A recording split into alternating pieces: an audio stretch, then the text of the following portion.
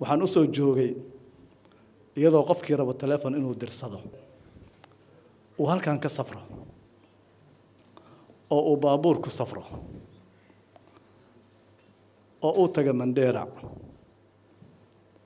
hadda laami mala ogow laamiga Baydhabo ku ege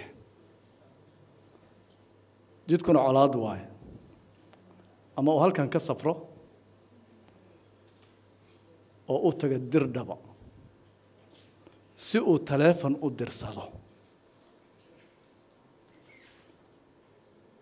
يعني sheeko ma aha meel lagu qoray waxaasiya waa wixii aniga aan u soo joogay oo aan ku soo arkay dadkeena iyo sida ay ahaayeen marka maanta dad Soomaaliyeed baa suura galiyay in geedkii aad hoos istaagtaba 5G aad ka helayso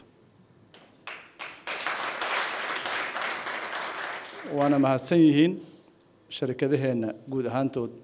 oo ay ugu horeyso shirkadda Hormuud ee telecommunication-ka noo sameysay